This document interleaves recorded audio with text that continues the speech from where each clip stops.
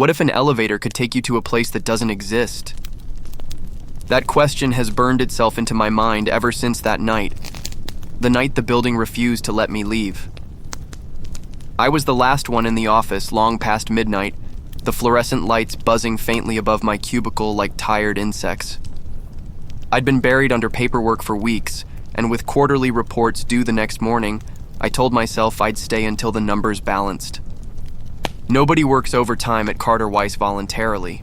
The skyscraper is notorious for draining every ounce of energy from its employees, but the thought of another lecture from my boss was worse. So I kept typing, the only heartbeat in a tower of glass and steel that should have been asleep. By 12:47 a.m., the silence had settled into something heavier than quiet. It felt like the building itself was holding its breath. I rubbed my eyes, stacked the finished reports, and told myself I'd earned at least 3 hours of sleep before morning meetings. My shoes echoed down the empty hallway, and for the first time, I noticed how different the building felt after hours. In the day, it hummed with chatter, phones ringing, printers spitting out endless sheets of wasted paper. But now it was a tomb, and I was the last soul left wandering inside. The elevator waited at the end of the hall, its brushed metal doors reflecting a pale ghost of my own tired face. I pressed the call button. It chimed faintly, like a bell tolling in a forgotten church. The doors slid open, and I stepped inside, relieved at the thought of descending 50 floors to the lobby and escaping into the night air. Inside, the elevator was sterile, humming faintly with electricity.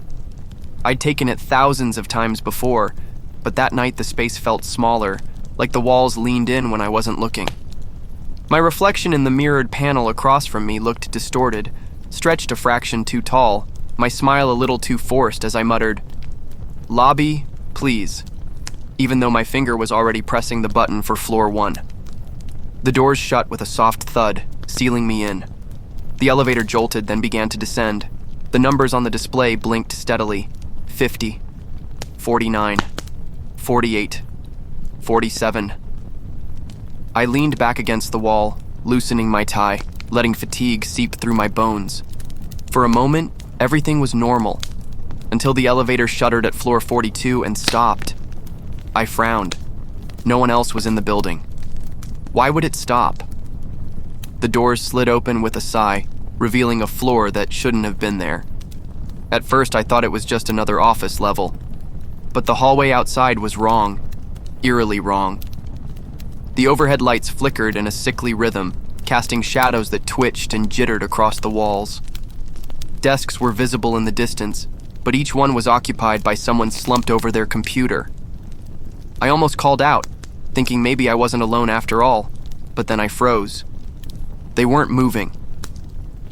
I stepped closer, peering out of the elevator, and saw the truth.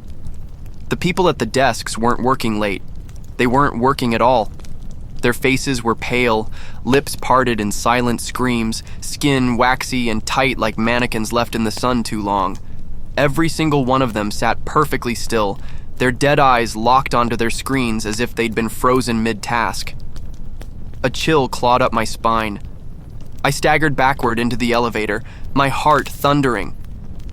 I jabbed the close door button, but the elevator didn't move. It sat there, wide open, as though it wanted me to step out, to join them. "Come on," I muttered, pressing harder, my finger slipping against the plastic. The light above the button blinked red, then went dark. The doors didn't budge, and then one of the corpses twitched. It was subtle, just a jerk of the hand, but it was enough to send terror flooding my veins. I stared, unable to look away, as another figure shifted, straightening in its chair. Then another, and another. A symphony of cracking joints and scraping shoes filled the silence as the entire floor of dead workers began to stir, their heads swiveling slowly in unison. And every single one of them turned to look at me. Their eyes glowed faintly under the flickering lights, not with life, but with something hungrier. My chest seized. I pounded on the control panel, jabbing every button I could reach. "Down! Down! Lobby, damn it!" The elevator jolted violently, throwing me against the mirrored wall. The doors slammed shut just as the first corpse lifted itself from its desk, lurching toward me with jerky, puppet-like steps. I collapsed against the panel, gasping for air, watching the numbers blink again. 41, 40, 39. Relief washed over me as the elevator descended, pulling me away from whatever nightmare had claimed floor 42. But even as my pulse slowed, I noticed something strange on the display. The numbers were still falling, 36, 35, 34, yet the screen flickered oddly, like it was glitching, and then it skipped. One moment it was 33, the next it was 29, then 25, then 18. The numbers flashed faster and faster until they blurred into nonsense. My ears popped, like I was falling too quickly, and my stomach lurched violently as the elevator seemed to drop without stopping. Finally, with a bone-rattling jolt, it stopped. The display read, 1. There is no 1 in this building. The doors slid open, and the darkness waiting beyond wasn't just black, it was alive. The doors slid apart with a mechanical sigh, and at first I thought I was staring into nothingness. A wall of absolute black stretched before me, so thick it seemed to swallow the faint fluorescent glow from the elevator. It wasn't just the absence of light. It was a presence heavy and suffocating, as though the air itself was stitched with shadows.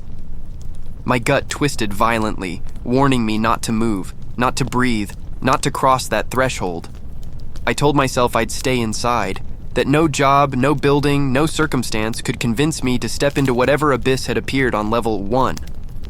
My finger hovered above the control panel, desperately searching for the reassuring glow of the lobby button. But none of the buttons were lit anymore. In fact, the panel looked wrong. The smooth plastic had warped, bubbled like it had been exposed to fire. Numbers were scratched out, melted into unrecognizable shapes. Only one button remained visible, a faint pulsating square at the bottom right. It didn't have a number. It didn't have a label. It just throbbed like a heartbeat. I pulled my hand back, trembling. Nope. No way. Not happening. My voice sounded too loud in the tiny space, bouncing off the mirrored walls and coming back to me with a faint echo, as if someone else had whispered it right behind me. My skin prickled. I spun around, but of course the elevator was empty. Just me, the warped panel, and the gaping darkness ahead. Something moved in that darkness. At first it was soundless, just the faintest ripple, like a curtain shifting in the wind. Then I heard it, bare feet slapping against concrete, slow and deliberate. My throat tightened. Whoever or whatever it was walking toward me.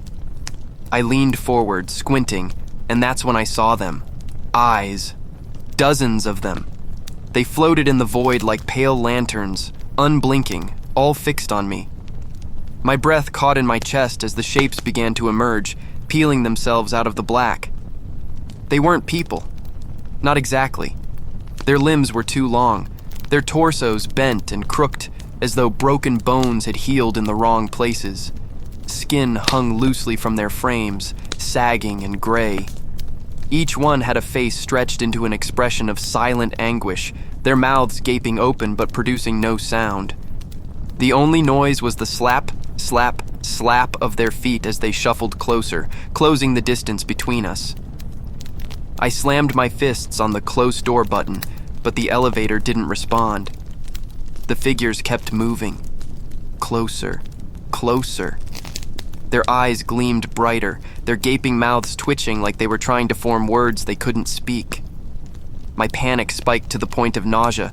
I screamed at the elevator, at the doors, at the universe itself.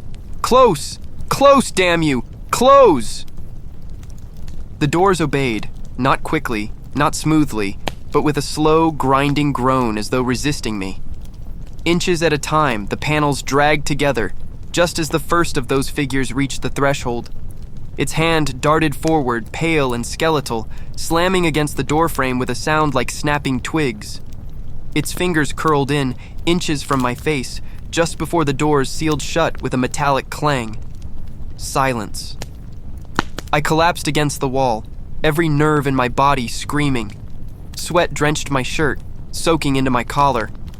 My chest rose and fell like I'd run a marathon, and I could still see those eyes burned into my vision every time I blinked. I waited for the elevator to move again, but it didn't. The lights above flickered weakly, threatening to plunge me into darkness. My reflection in the mirror across from me looked deranged, wild-eyed, mouth twisted open in shock. Then, with a violent lurch, the elevator began to rise. The numbers returned, but they were wrong. They weren't numbers at all now, just symbols, alien runes scrawled across the digital display, flickering and rearranging themselves faster than I could process. My ears popped again, the pressure shifting as though I were being yanked between dimensions instead of floors. My knees buckled. I clung to the rail, groaning as the air grew heavier, thicker, until breathing felt like swallowing cement. Finally, with another jolt, it stopped. The doors slid open. I expected more darkness, more horrors clawing their way toward me. Instead, I was met with something I hadn't expected at all: familiarity. The hallway beyond wasn't twisted or decayed. It wasn't filled with corpses or impossible shadows. It was bright, warm, almost welcoming. It was my childhood home. The smell hit me first: freshly baked bread and my mother's lavender-scented candles. My legs gave out, and I staggered forward, unable to believe what I was seeing. The carpet, the wallpaper, the old family photos lining the walls, it was all there, perfect down to the smallest detail. My throat constricted as I whispered, How is this possible?" The elevator hummed quietly behind me, its doors wide open, waiting. But for the first time since this nightmare began, I didn't want to stay inside. Something about the sight of that house pulled at me, lured me with the promise of safety, of comfort I hadn't felt in decades. I stepped across the threshold, my shoes sinking into the soft carpet of the living room. "Mom?" I croaked, my voice trembling. And that's when I heard it, the sound of someone moving in the kitchen, pots clattering, a soft hum, a voice I hadn't heard in years. It was my mother's voice. But my mother has been dead for 15 years. The sound of her humming hit me like a knife to the gut. It was so achingly familiar, so ordinary, that for a moment the terror of the elevator, the corpse-filled office floor, the writhing shadows on one, all of it dissolved into something far more dangerous: hope. My mother had been dead for 15 years. I'd watched her coffin lowered into the earth, my hand still scarred from clutching the shovel when I threw the first clump of dirt over her casket. And yet, standing in that hallway, staring toward the kitchen, I swore it was her voice. My feet moved before my brain could protest. The living room smelled of cinnamon, the same way it had every holiday season when she'd fill the air with spiced candles. I brushed my hand across the back of the old plaid sofa, my childhood sofa, the one with the burn mark on the armrest where Dad had once dropped a cigarette. It was all here, intact, resurrected as if time had rewound itself. My throat tightened. "Mom?" I called again, louder this time. The clattering in the kitchen paused. A chair scraped against the linoleum floor. Then came the footsteps, soft, measured, familiar. And finally, she appeared. My mother. She looked exactly as she had the year before she died. Her hair pinned back neatly, her apron dusted with flour, her smile faint but warm. She carried a mixing bowl in her arms, as if she had been preparing cookies just for me. "There you are," she said softly, her voice tender and sweet. "I was wondering when you'd finally come home." Every nerve in my body screamed. This wasn't right. It couldn't be real. My mind rebelled, reminding me of her funeral, the years of grief, the countless nights I had wished for just one more conversation with her. And yet here she was, flesh and bone, her eyes shining with the same love I remembered as a child. Tears blurred my vision, and before I could stop myself, I whispered, It's really you." She set the bowl down on the counter and opened her arms. "Of course it's me, sweetheart. Come here." I wanted to run to her. God, I wanted to bury myself in her embrace, to believe this was real. But something gnawed at the back of my skull, something cold and insistent. I glanced behind me. The elevator doors were still open, humming faintly, waiting.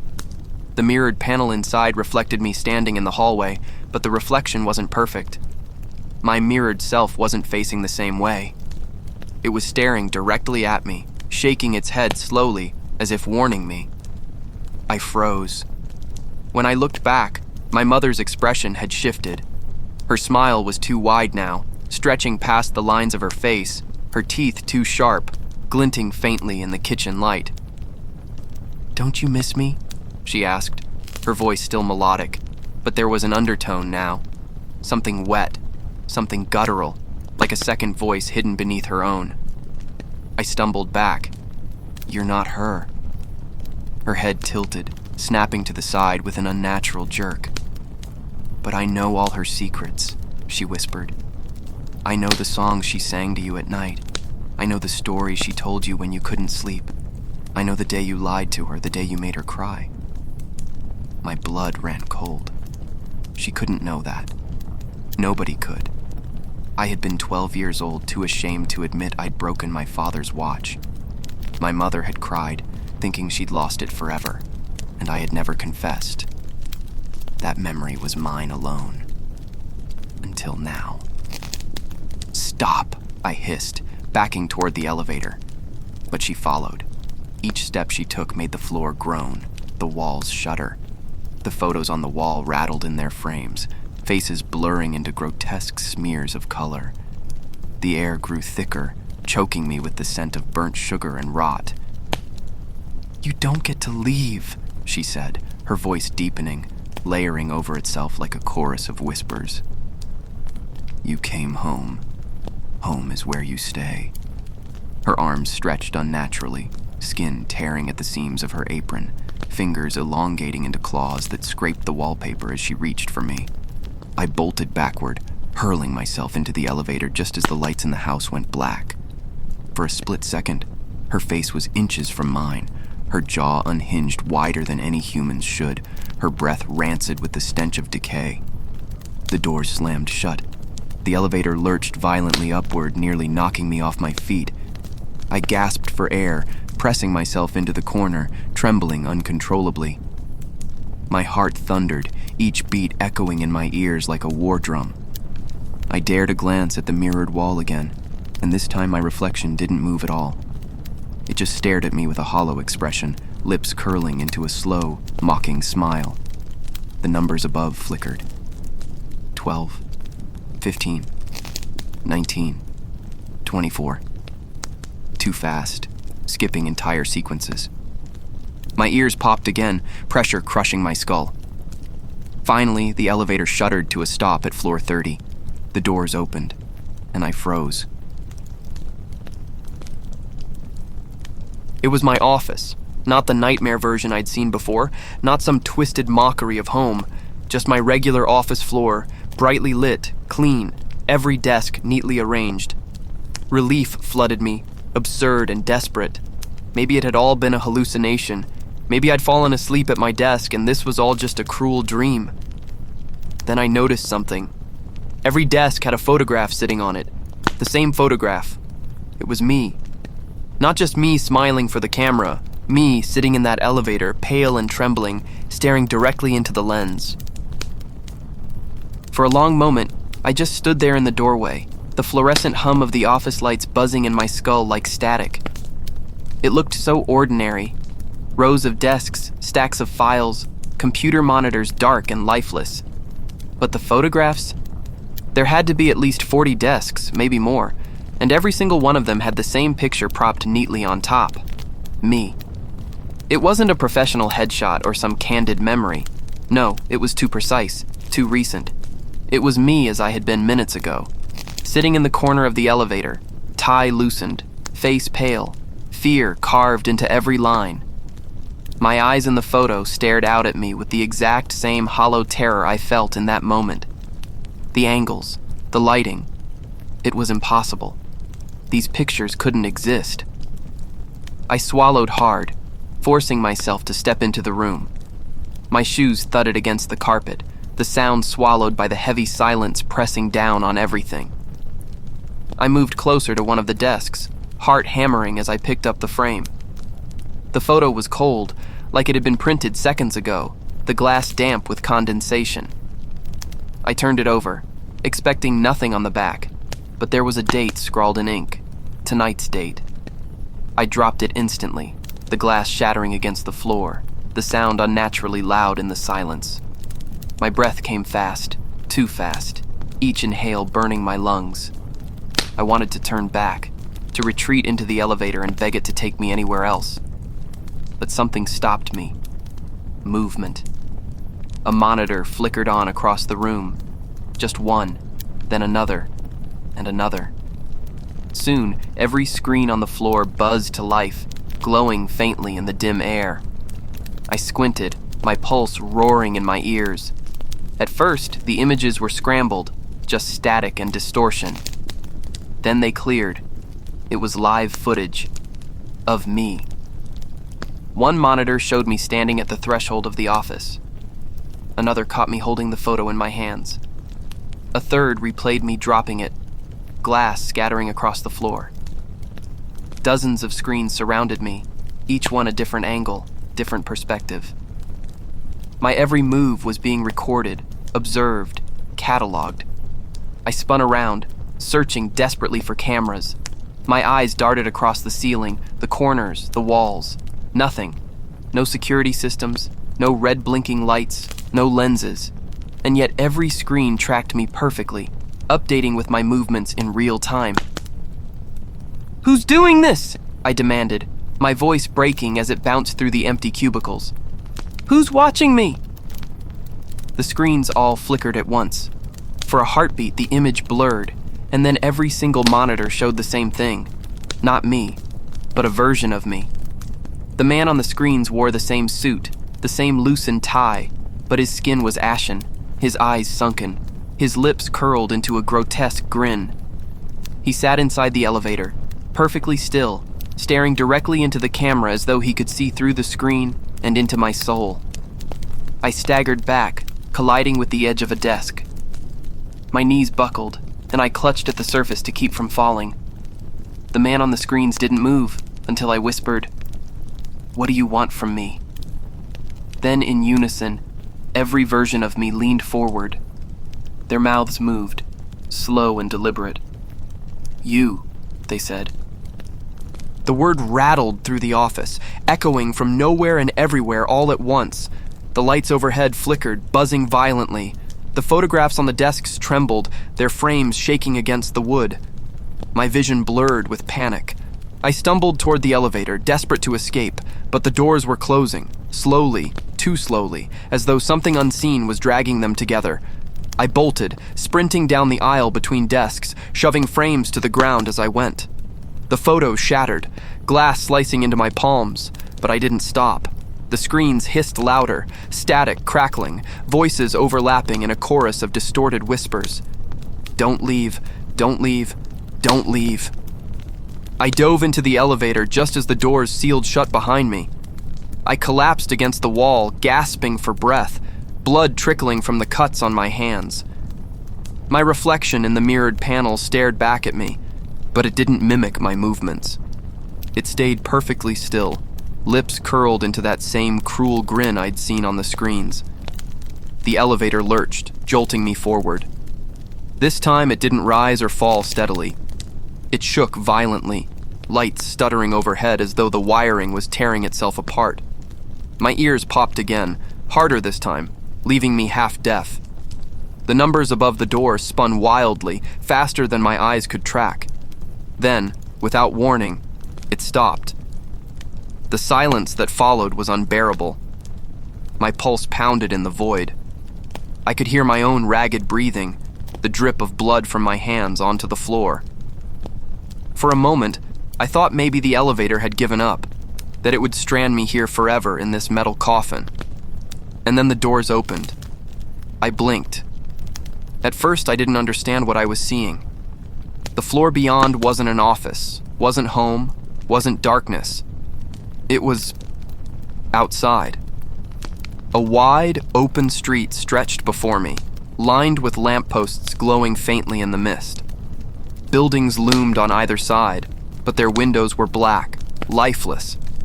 The air was thick with fog, curling around the asphalt like living smoke. But that wasn't what froze me. What froze me were the signs. Every shop, every billboard, every glowing street sign bore one name. My name. Shops called Harris's Market, billboards reading Harris Saves You Money, street signs labeled Harris Avenue.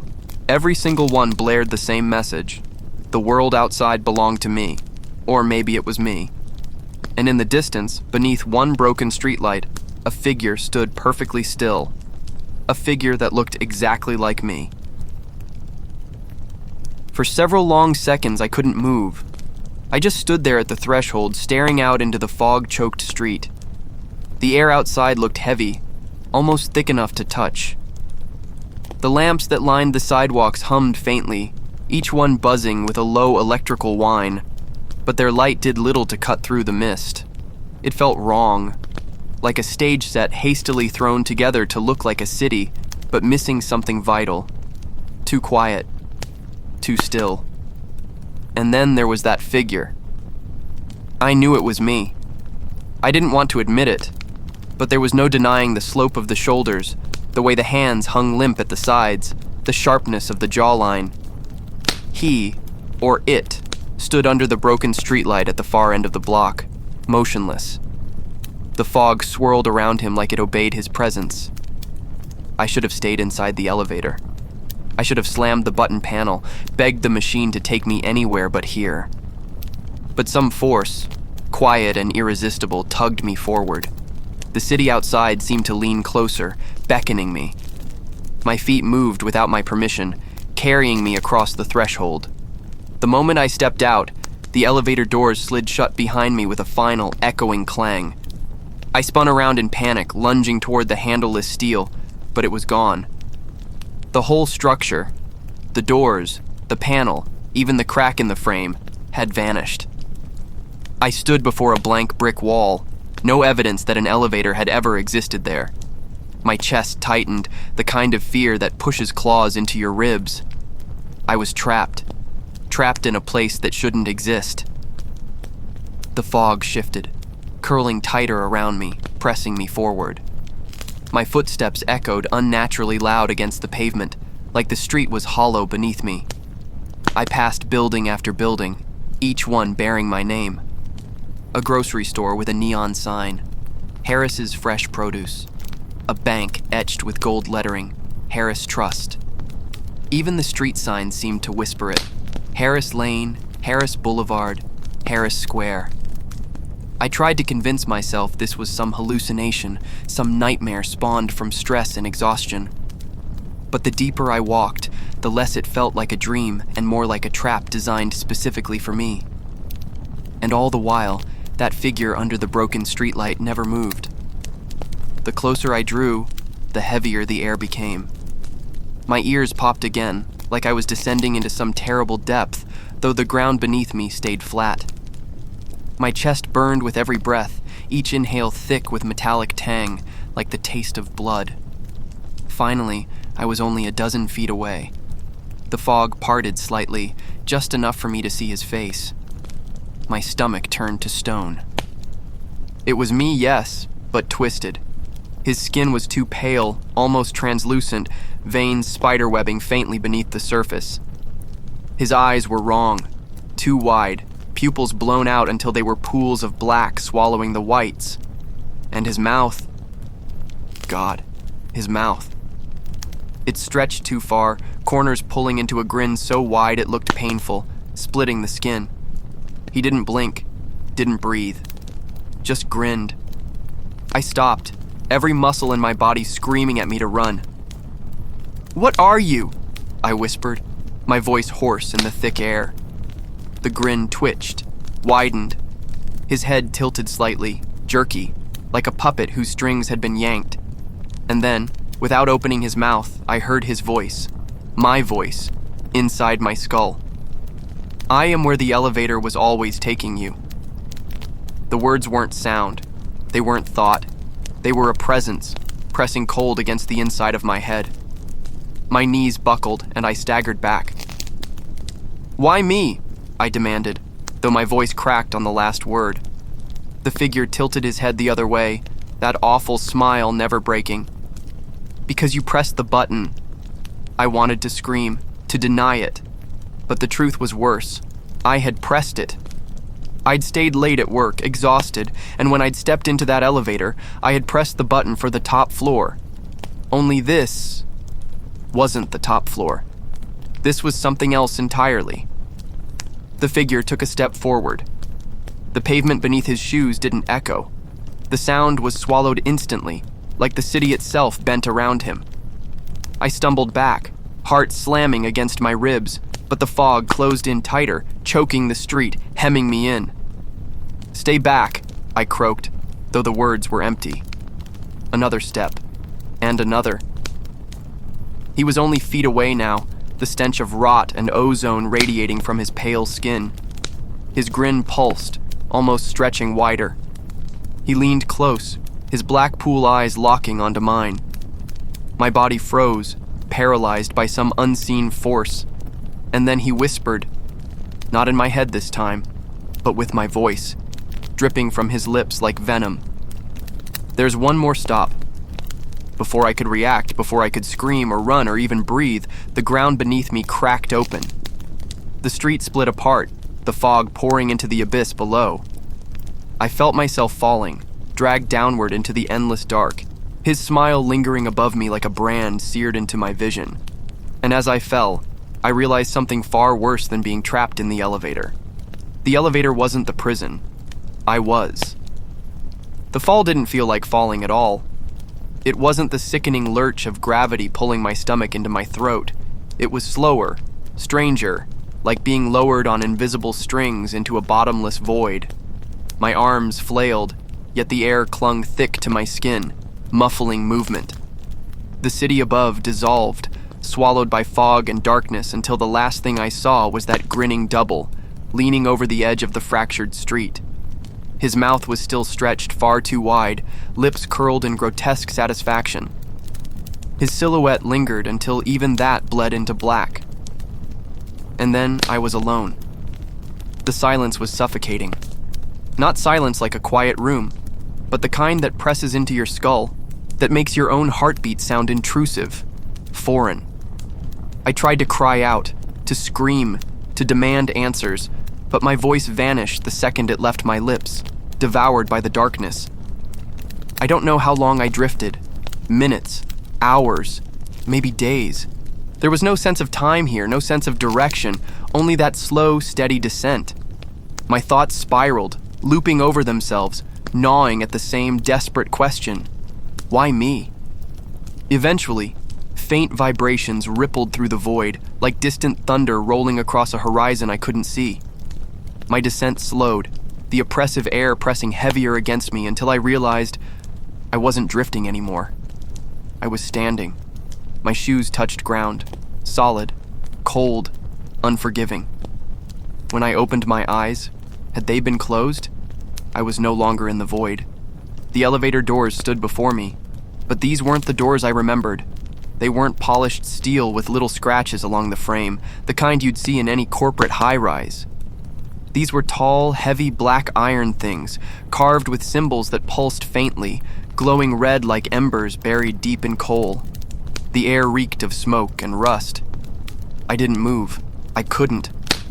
My entire body trembled, torn between the instinct to flee and the unbearable certainty that there was nowhere else to go. Behind me stretched only endless darkness. Forward, the elevator waited. With a groan like the grinding of stone, the doors parted. I expected light. I expected flames, or perhaps the sterile glow of another impossible office floor. But what spilled out was neither. It was a dim, pulsing red haze that smelled of iron and rot. I stepped inside. The interior was the same elevator I'd been riding all along. The familiar panel of buttons, the metal railings, the flickering fluorescent bulb above. But everything was warped, as though water had seeped into the walls and swelled them grotesquely. The mirror in the back was cracked, splintering my reflection into a dozen fragments. Each fractured piece of me looked different, angrier, older, sick. Their eyes didn't quite follow mine, lagging behind, almost sneering. The doors slammed shut, the sound reverberated through my bones, and the elevator lurched. But this time it wasn't rising or falling, it was moving forward. I felt the pull in my stomach, that familiar inertia, but in the wrong direction. The entire car shuddered, the bulb above swaying violently as the elevator rushed down some unseen track. My knees buckled, and I clutched the railing, heart hammering so hard I thought it might burst through my ribs.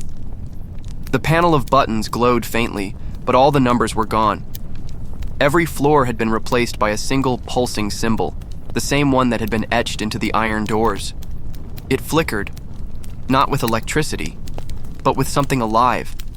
Something that seemed to breathe in rhythm with my own panicked gasps. I tried to press it, to do something, but the moment my finger grazed the glowing surface, I felt heat sear into my skin. I yanked my hand back and a red mark remained, an imprint of the symbol burned into my flesh. The elevator jolted to a stop. The doors opened with agonizing slowness. What lay beyond wasn't a floor. It wasn't even a place. It was a memory. I knew it instantly, though I hadn't thought about it in years. The smell hit me first. The antiseptic sting of rubbing alcohol, the faint musk of latex gloves, the sterile chill of a hospital room. The lights buzzed faintly overhead, and there, in the center, was a bed. Someone lay on it. I staggered forward, my throat tightening, my chest constricting as I recognized the frail figure. The way her hands trembled, the weak rise and fall of her chest. My mother. I hadn't been here in over a decade. I told myself I'd moved on, that there was no point dwelling on the past. But seeing her there, seeing her in the final days when I had refused to visit, I felt a wave of guilt crash so hard it nearly knocked me to my knees. She turned her head. Her eyes met mine. But they weren't her eyes. They were hollow, black, bottomless, like my twisted doubles. And when she spoke, her voice was layered, distorted, a mixture of hers and mine. You left me here, alone. The fluorescent lights flickered violently, the air thickening, the edges of the hospital room warping like melting wax. I stumbled back toward the elevator, desperate, heart pounding. I tried to choke out an excuse, a defense, but the words curdled in my throat. Her body twisted in the bed, jerking unnaturally, bones cracking under her skin as she rose, black veins spidering across her face. The sheets slid away, and her body stretched unnaturally tall, limbs elongating, skin tearing at the seams. Her jaw unhinged far too wide, her mouth gaping in a scream that shook the walls. I hurled myself back into the elevator, slamming against the button panel. The doors groaned, shuddered, then finally clanged shut just as her elongated hands clawed toward me. The last thing I heard before the elevator pulled away was her voice. No, my voice, echoing together, distorted, deafening. There is still more to see. The elevator hurtled forward, its shuddering walls groaning like the entire machine was tearing itself apart. My breath came ragged, my body trembling from the memory of my mother's warped face, her voice layered with my own. I clung to the railing as sparks rained down from the flickering bulb above. The panel of buttons glowed brighter, the single symbol pulsing like a heartbeat, my heartbeat. And then, with a violent jolt, the elevator stopped. The doors opened. At first, I thought it was another memory, a trick, but as my eyes adjusted, my heart froze. It wasn't a hospital, or an office, or some warped version of the city. It was my apartment, the same crooked blinds, the same couch with its frayed edges, the faint smell of stale coffee lingering in the air. Everything exactly as I had left it that morning. For a moment, I felt an almost painful rush of relief, the illusion of safety wrapping around me. But then I saw him, Sitting in the chair by the window was me. Not the twisted grin version. Not the pale, black-eyed double. Just me. Ordinary. Alive.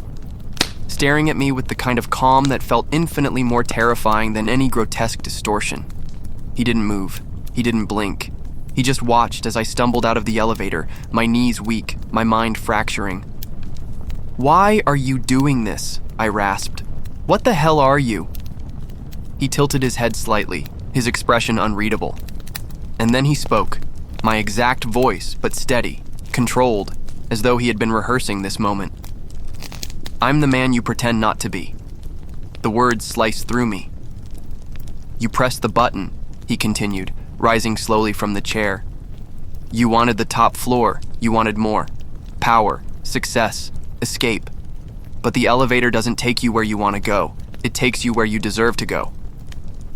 My stomach knotted. My chest ached. I shook my head violently. "No, this isn't real. You're not real."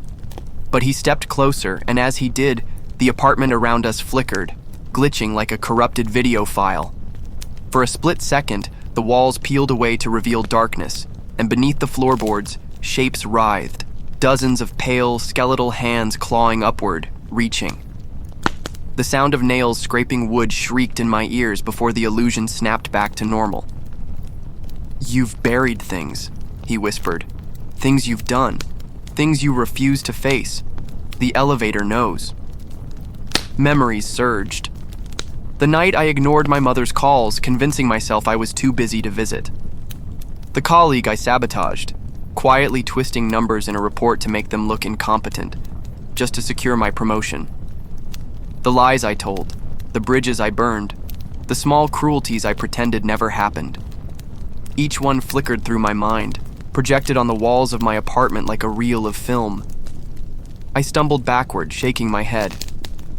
I didn't mean... But you did.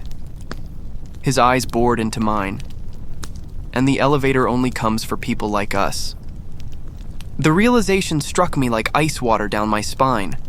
This wasn't random. This wasn't a nightmare. The elevator had chosen me. Behind him, the apartment window shattered inward, glass spraying like diamonds into the room. Beyond it, there was no city. Only a vast, endless shaft, walls lined with doors stretching into infinity. Each door bore a name. Some I recognized, some I didn't.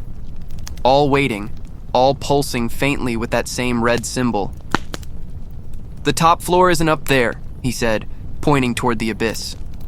His smile was small, almost gentle, and somehow that made it worse. "It's here. Where it ends. Where you end." I felt the ground vibrate beneath me, a low rumble that shook the furniture, rattled the air. The elevator behind me dinged softly, like it was ready to leave again, ready to carry someone else. I turned back toward it, desperation clawing at my chest. "Please, I can change. I'll do better. But when I looked again, the elevator was gone. Only the blank wall remained. Panic ripped through me. My double was closer now, only a step away. He leaned in, his voice barely more than a whisper, his breath icy against my ear. There was never a top floor.